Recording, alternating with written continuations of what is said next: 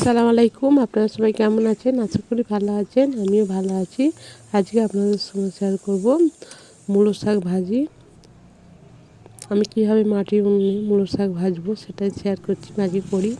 এখানে দেখুন 2 আঁটি মূলো শাক নিয়েছি। মূলো শাকটা খুবই নরম, একদম যেহেতু এখন নরমই পাওয়া যাবে। এবং টাটকা শাক, এটাকে আমি কুচিয়ে নিয়েছি বটির সাহায্যে, ছোটো ছোটো করে কুচিয়ে নেব। একদম ছোটো ছোটো করে কুচিয়ে নিতে হবে, ভাজি করলে তবে খেতে বেশি ভালো লাগবে। দেখুন ভালো করে কেটে আমি ধুয়ে নিয়েছি। উনুনে আমি কড়া চাপিয়ে দিচ্ছি। দেখুন কড়াই তেল দিয়ে দিচ্ছি। তেলটা ভালোভাবে গরম করে নেব। গরম হয়ে যাওয়ার পর আমি এখানে গোটা জিরে দিয়ে দিলাম। জিরেটা ভালো করে একটু ভেজে নেব। তারপর শুকনো লঙ্কা একটা দিয়ে দিচ্ছি। শুকনো লঙ্কাটাকে ভেজে নেব একটু নাড়াচাড়া করে। শুকনো লঙ্কাটা দিলে তবে ছেনা হবে, খেতে বেশি ভালো লাগবে। পেঁয়াজ দিয়ে দিচ্ছি। এখানে আমি 2টো পেঁয়াজ নিয়েছি।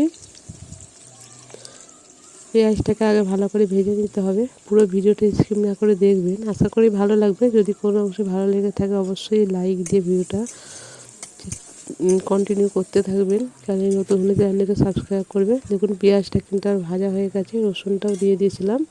রসুন আর পেঁয়াজ এরকম ভাজা করে নিতে হবে, কি সুন্দর একটা গন্ধ ছড়াবে বাগানের মতন। তারপর আমি এখানে মূলো শাক, ধুয়ে রাখা মূলো শাকটা দিয়ে দিচ্ছি।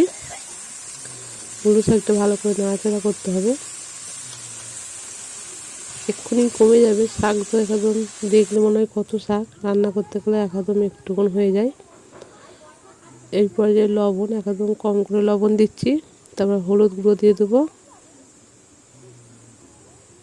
হলুদ গুঁড়ো দেওয়ার পর লঙ্কা গুঁড়ো দিয়ে দিচ্ছি সামান্য। ভালো করে নাড়াচাড়া করতে থাকবো অনবরত।